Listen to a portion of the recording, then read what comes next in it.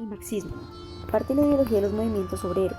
El llamado socialismo científico marxismo nació en el siglo XIX a partir de las ideas de Marx y Engels, en pleno desarrollo de la revolución industrial.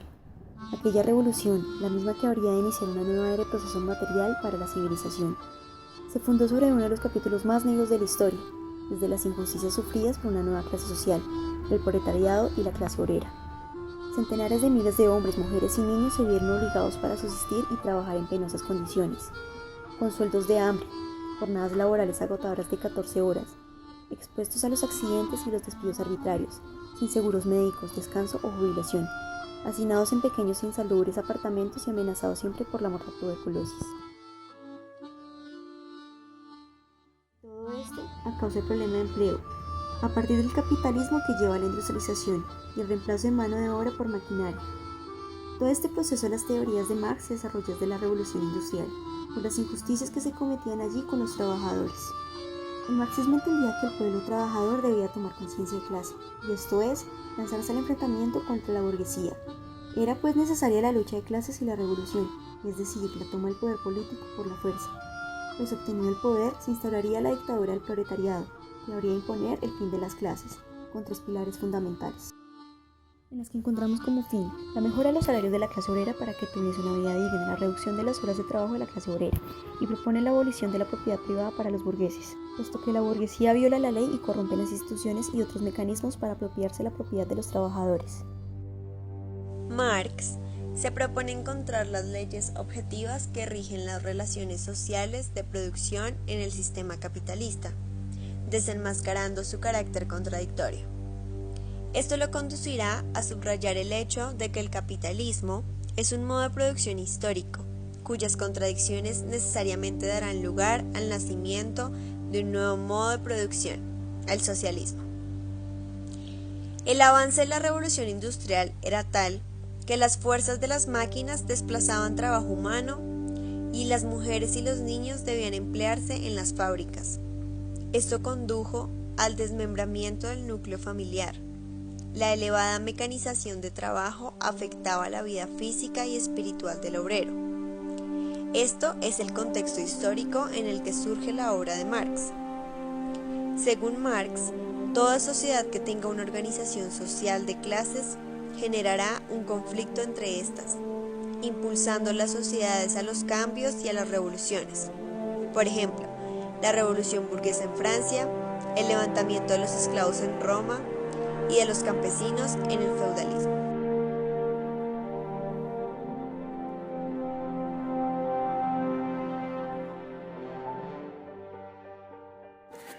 Teoría de Marx. Entenderemos por marxismo a la teoría científica que expresa los intereses históricos revolucionarios del proletariado como clase social. Su producción va a estar condicionada por la existencia de esta clase, cuyos intereses históricos van a pasar por la supresión de toda forma de explotación. Será el punto de vista proletario, aún no fundado científicamente, de Carlos Marx y Federico Engels, el que les permitirá producir esta teoría apoyándose, pero a la vez rompiendo con ellos, en los logros de la economía política clásica, la filosofía alemana y el socialismo francés. En general, la mayoría de las personas creen que el marxismo consiste en suprimir la propiedad privada y entregar el manejo de la economía al Estado.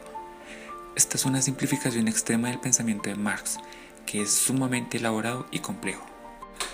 El marxismo como teoría científica no es producto del trabajo en el laboratorio, y así como su surgimiento va a estar condicionado por las luchas de clases, su rol de ideología del proletariado revolucionario define su sentido último, su reinscripción en la lucha revolucionaria como guía de la acción. Su realización histórica se encuentra en la práctica social del proletariado, transformándose así en fuerza material de cambio, por lo que es imposible referirse al marxismo como teoría científica sin hacerlo al mismo tiempo con su expresión en la práctica política revolucionaria. Las diversas concepciones con que se interpretaban hasta Marx y Engels los fenómenos históricos suponían, de una u otra forma, el idealismo filosófico. Todo proceso concreto era entendido como un momento de la realización de un principio ideal, ya sea directamente religioso o metafísico filosófico. Así, se fundamentaban las diversas filosofías de la historia, que, para los fundadores del marxismo, no serían en definitiva más que ideologías de las diversas clases dominantes. El orden existente, basado en la explotación de clases, encontraba en los principios ideales que supuestamente movían los hechos de la historia humana una garantía absoluta que los legitimaba y justificaba.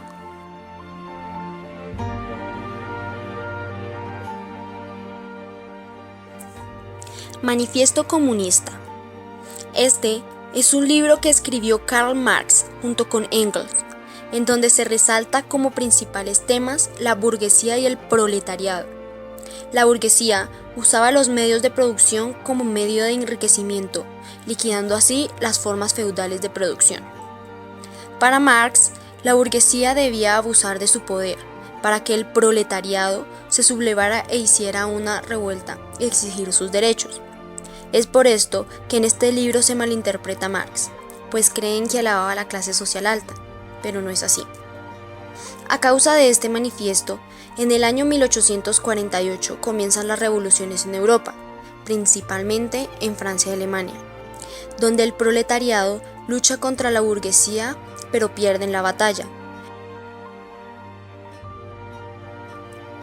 Pero la enseñanza de Marx respecto a Francia es que se perdió la batalla, pero la conciencia de luchar para conseguir la emancipación se hacía cada vez más presente y con mayor fuerza.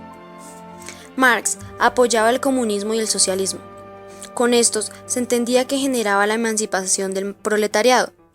También disminuía el capitalismo. Quería abolir la propiedad privada, la riqueza de los burgueses y la explotación de mano de obra que ellos impartían. Quiere destruir toda forma de propiedad. Por lo tanto, se pretende reconocer que en los hechos la producción de bienes es fruto del esfuerzo de la sociedad entera. El comunismo pretende un Estado que vaya más allá de la libertad de comercio. Eliminar la cultura clasista. Los trabajadores no desean establecer lazos de unidad con sus explotadores. Justamente por ello apelan al internacionalismo proletario, buscando que, en cada país, triunfe el poder obrero y borre la hostilidad artificial entre las naciones. Los comunistas solo desean generar condiciones que permitan revolucionar las formas de conciencia colectiva. Se trata de socavar el transformo clasista del pensamiento que sostiene los regímenes explotadores. Más allá de estas críticas, lo que el Partido Comunista desea es apoyar el proletariado en su lucha por tomar el poder del Estado, eliminar la primacía del capital, centralizar la producción y desarrollar a la máxima potencia las fuerzas productivas. Es de esperarse que para ello deba ejercer una dictadura contra los poderes fácticos de la burguesía y tomar medidas económicas y políticas que variaran de acuerdo al contexto de cada país. El objetivo es eliminar, por la acción revolucionaria, la división de la sociedad en clases y sustituir el régimen de opresión estatal por una sociedad libre entre productores. La Revolución Rusa estalló en el año 1917 por partidos obreros que intentaban un Estado socialista. Se encontraban en una monarquía absolutista liderada por el zar Nicolás II. Estaban dominados por una nobleza que ocupaba toda la riqueza del país. La mayoría de la población era pobre, analfabeta y vivían resignados. Se daba allí la explotación de los obreros, ya que hace poco había llegado a ellos la revolución industrial. Lenin lideraba el partido bolchevique, que era un partido revolucionario radical, y su objetivo era derivar al zar y construir un nuevo sistema político. En 1905 se dio una huelga general. Pedían al zar que mejorara la situación del hambre y la explotación hacia los obreros. Fundaron un partido comunista liderado por Lenin. Se reunían en la clandestinidad, ya que el zar había pedido que se castigara severamente a las personas que se rebelaran contra su régimen. Su lema fue pan y paz. Ante toda esta huelga, se dio un gobierno provisional. Después de esto, Lenin pudo regresar a Rusia porque había sido expulsado por ser revolucionario peligroso. El antiguo régimen era un régimen zarista que después se convirtió en un régimen liberal democrático, que pasó a ser un régimen socialista de los bolcheviques. Lenin, por su parte, preparaba un golpe de Estado para el gobierno provisional, implantando allí las teorías marxistas.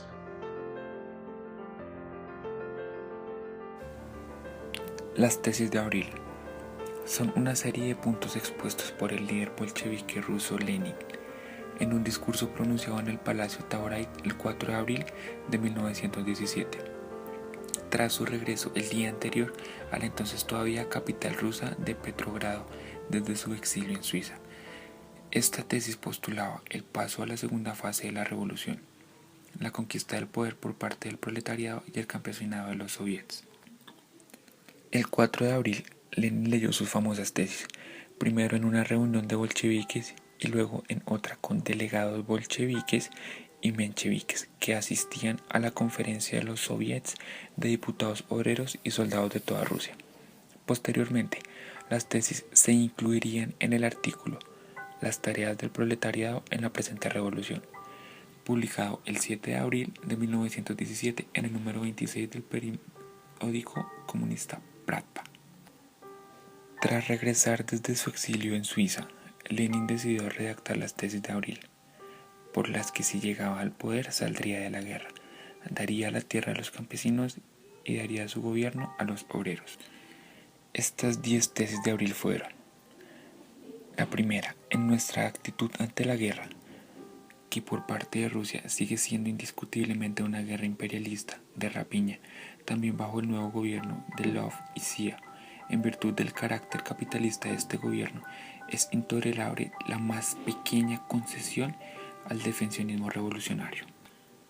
La segunda tesis es la peculiaridad del momento actual en Rusia, el cual consiste en el paso de la primera etapa de la revolución, que ha dado el poder a la burguesía, por carecer el proletariado del grado necesario de conciencia y de organización, a su segunda etapa, que debe poner el poder en manos del proletariado y de las capas pobres del campesinado. La tercera tesis es no admitir ningún apoyo al gobierno provisional, explicar la completa falsedad de todas sus promesas, sobre todo de la renuncia de las anexiones, desenmascarar a este gobierno, que es un gobierno de capitalistas, en vez de propugnar la inadmisible e ilusoria exigencia de que deje de ser imperialista.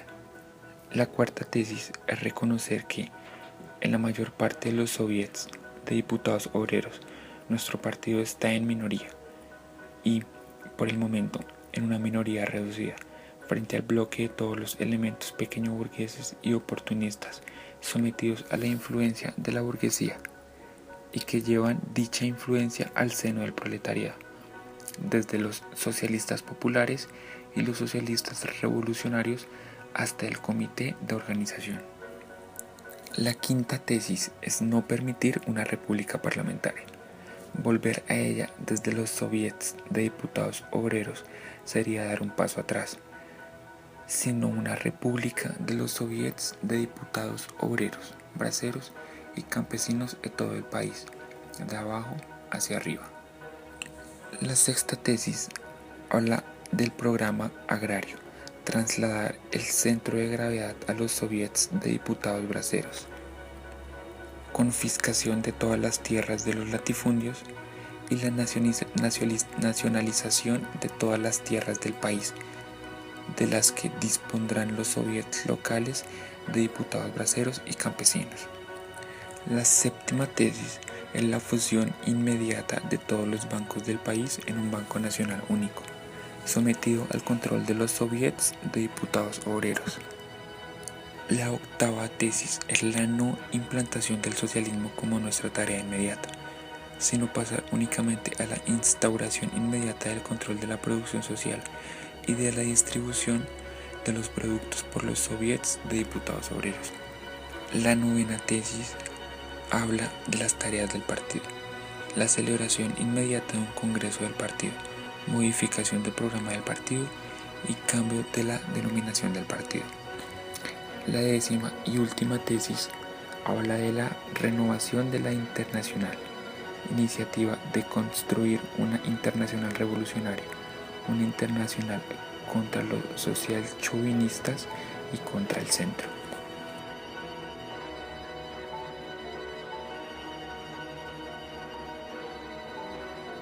El marxismo en contraste con el leninismo.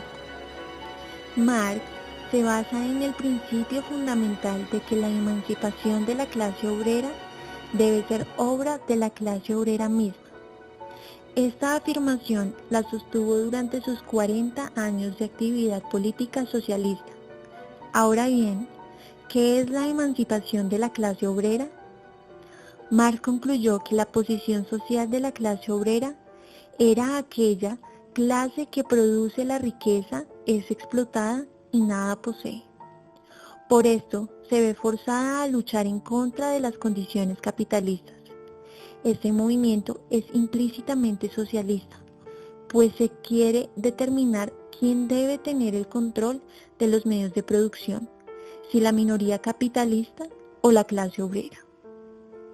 En principio, Marx creía que la comprensión del socialismo sería, por decir de alguna manera, espontánea, es decir, no requería de la intervención de personas ajenas a la clase obrera. La participación de las personas que no pertenecen a esta clase no es esencial ni decisiva. Por consiguiente, Marx pensaba que al principio este movimiento sería inconsciente y desorganizado. Con el tiempo, mediante la experiencia de lucha, se iría volviendo cada vez más conscientemente socialista y organizado democráticamente, dejando en claro que la promulgación y propaganda socialista es necesaria, pero debe ser realizada por los propios obreros, cuyas ideas socialistas habrían derivado de una interpretación de experiencia dentro del capitalismo. Marx vio el Partido de los Trabajadores como un movimiento democrático en masa de la clase obrera con el propósito de establecer el socialismo, la propiedad común y el control democrático de los medios de producción.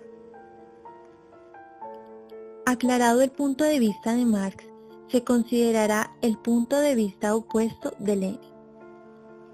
Lenin desarrolló la idea de que la conciencia socialista dirigida a la clase obrera debía ser dada por los revolucionarios profesionales, es decir, desde afuera.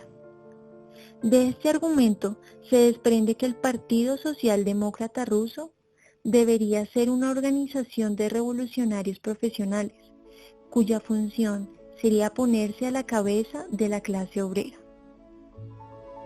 En conclusión, todo lo que el gobierno socialista pudo hacer fue establecer el capitalismo de Estado en Rusia, mientras imponían su propia dictadura en la clase obrera. La teoría de Lenin del partido de vanguardia se llegó a considerar como un principio de gobierno que sirvió para justificar lo que resultó la dictadura política más prolongada de la historia.